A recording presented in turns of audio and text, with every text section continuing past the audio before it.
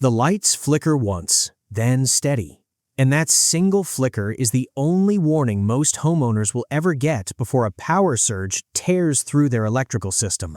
Outside, the storm is still 10 minutes away, lightning stitching the horizon. But inside the walls of an ordinary house, the real danger is already building. Most people believe the threat from a thunderstorm begins when lightning strikes your roof directly. That belief is wrong, and it is the single most dangerous misunderstanding in home storm preparedness. The actual threat almost never comes from a direct hit. It comes from the electrical grid itself and from one overlooked appliance sitting quietly in nearly every American home, waiting to become the failure point for an entire circuit. That appliance is the water heater. Specifically, the electric water heater, though gas units with electric ignition systems share much of the same vulnerability. Most people never think about it during a storm. They unplug the television, they shut down the computer. They feel responsible because they pulled the plug on the obvious electronics, but the water heater stays connected, drawing current, sitting on a dedicated high-amperage circuit that runs directly back to the main panel with almost no protection in between. This is the misunderstanding that costs homeowners thousands of dollars every storm season, and emergency electricians will tell you the same thing again and again. The visible electronics are not the priority. The silent, high-draw appliances are. To understand why, you need to understand what a lightning strike actually does to a power grid, because it rarely behaves the way fiction or assumption suggests. Lightning does not need to hit your house to put dangerous voltage into your wiring. A strike a mile away, hitting a transmission line, or even open ground near a buried cable can induce a massive transient voltage spike that travels through the grid and into your home in a fraction of a second. Utility companies call this a transient surge, and it is measured not in the slow rise of normal voltage fluctuation, but in microseconds, faster than any standard circuit breaker can react. A breaker is built to stop sustained overcurrent, the kind caused by an overloaded circuit or a short. It is not built to stop an instantaneous spike that rises and falls in less time than it takes a human nerve to fire. This is the hidden engineering reality that most consumer education never explains clearly. Circuit breakers protect against overload. They do not protect against transient surges. That job, when it exists at all, falls to surge protective devices. In most homes, only have surge protection at the level of a power strip plugged into a wall outlet, defending one lamp or one television. The water heater, the HVAC compressor, the well pump, the garage door opener, the refrigerator compressor, all of these sit on dedicated circuits with no surge protection whatsoever, because for decades, nobody thought they needed it. Engineers who study grid resilience have documented this gap repeatedly. The Institute of Electrical and Electronics Engineers has published findings showing that high-current appliances with motors or heating elements are disproportionately vulnerable to surge damage because their internal components, particularly control boards added in the past 2 decades for efficiency and smart features, were never designed with the same surge tolerance as the simple mechanical thermostats they replaced. Here is where the survival implication becomes urgent rather than theoretical. A water heater that takes a surge does not simply stop working.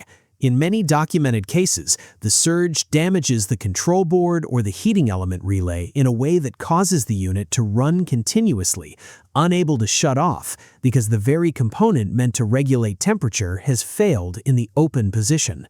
This is not a rare event. Insurance claims data tracked by property damage assessors after major storm seasons consistently shows water heater failure as one of the top 5 surge-related claims, right alongside HVAC systems and refrigeration units. A water heater running without thermostatic control will continue heating until either a high temperature cutoff engages, if it still works, or until the tank itself reaches a structural failure point, and a ruptured residential water heater at full pressure is not a minor inconvenience. It is a flooding event that can release dozens of gallons per minute into a structure. And if the unit is electric, it is a flooding event combined with potential electrical fault current running through standing water. Now escalate that scenario by considering timing.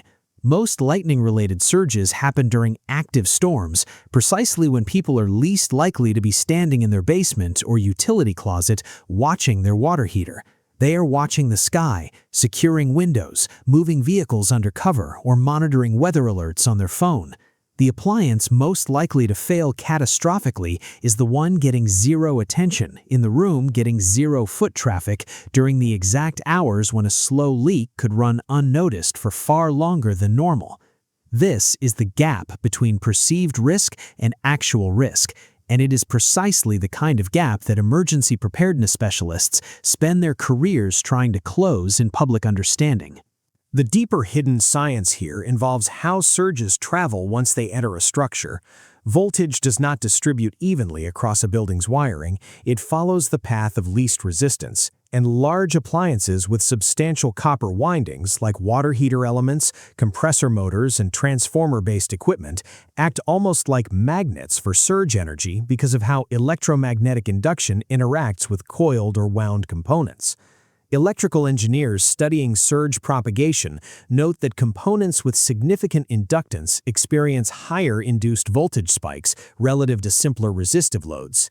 This is why a fan, a lamp, or a basic resistive heater often survives a surge that destroys a water heater's electronic control board or an HVAC compressor's start capacitor. The appliances built around motors, compressors, and heating elements are structurally more exposed to surge energy than the appliances people instinctively protect. This pattern extends to a second commonly overlooked unit, the sump pump, particularly in homes where storm flooding risk and electrical surge risk arrive simultaneously. A sump pump failing during the exact window when basement flooding risk peaks is not coincidence. It is the predictable outcome of a single storm event creating multiple independent but related system failures that overwhelm a household's capacity to respond to any single one of them effectively. Understanding why unplugging is not always possible adds another layer most guidance skips entirely. You cannot simply unplug a hardwired appliance the way you unplug a lamp. Water heaters, central air conditioning units, and many furnaces are hardwired directly into the panel through a dedicated breaker with no plug to pull. This is precisely why the advice to unplug it must be understood correctly.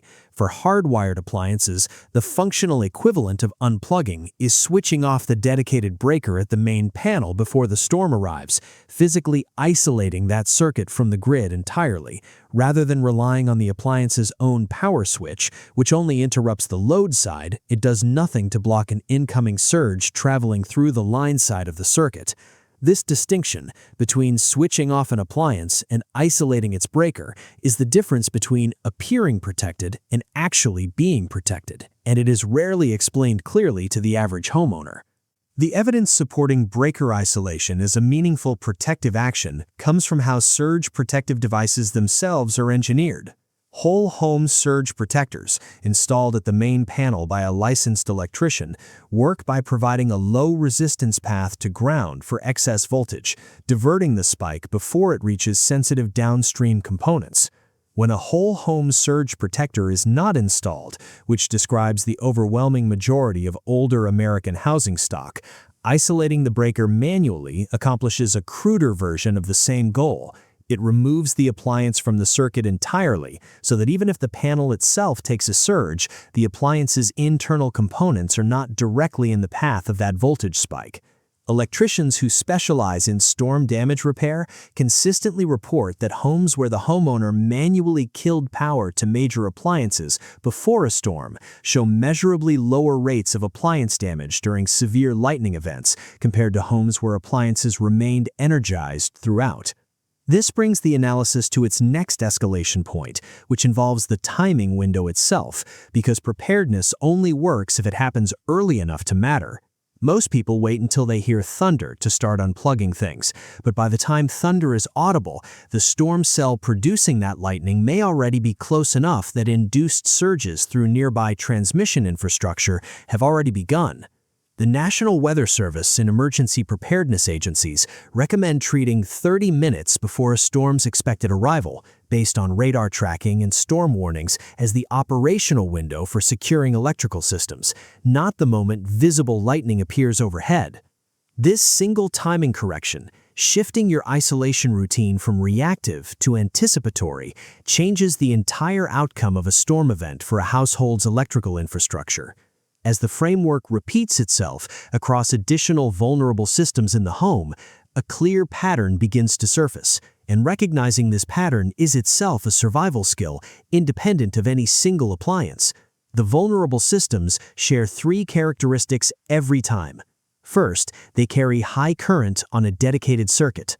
Second, they contain wound components, motors or compressors with significant inductance. Third, they are physically located somewhere homeowners rarely monitor during active weather, whether that is a basement utility room, an attic-mounted HVAC unit, or an exterior compressor pad. Once you can identify a vulnerable system using those three criteria, you no longer need a memorized list of appliances. You can walk through your own home and correctly identify your highest risk points using engineering logic rather than guesswork, which is a far more durable form of preparedness than memorizing a checklist that may not match your specific home's electrical layout. This pattern recognition extends further when you consider how modern home technology has quietly increased surge vulnerability across the board, even in appliances that seem unrelated to electrical risk. 15 years ago, a water heater was often controlled by a simple mechanical thermostat, a bimetallic switch with no sensitive electronics at all. And these mechanical systems were remarkably surge tolerant, precisely because they had nothing delicate to damage. Today, efficiency standards and smart home integration have pushed manufacturers toward digital control boards, Wi-Fi connectivity modules, and electronic temperature sensors in appliances that never needed them before, including water heaters, furnaces, and even some refrigerators. Every one of these additions introduces low-voltage, surge-sensitive electronics into a high-current environment, and very few manufacturers have matched that added sophistication with proportionally upgraded surge protection at the component level. This is the quiet trade-off behind the modernization of American home appliances: efficiency and connectivity purchased partly at the cost of resilience against the oldest electrical threat there is. The final and most serious escalation in this entire pattern involves what happens after the storm passes, because the danger does not end when the sky clears. A water heater or HVAC system that has sustained partial surge damage frequently does not fail immediately. It fails gradually, over days or weeks, as a damaged relay arcs intermittently, or a partially compromised control board overheats under repeated cycling.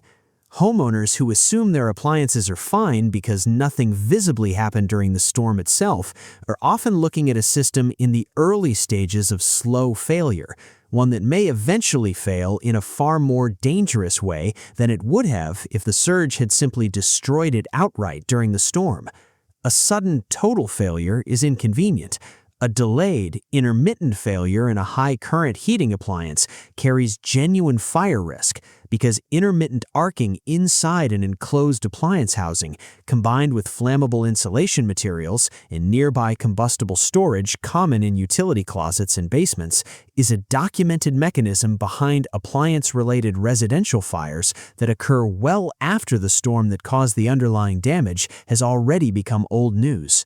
What this entire pattern reveals, when you step back from any single appliance and look at the system as a whole, is that American homes have quietly built an electrical infrastructure optimized for daily convenience, but left structurally exposed to a threat that has existed since electricity first entered residential wiring more than a century ago.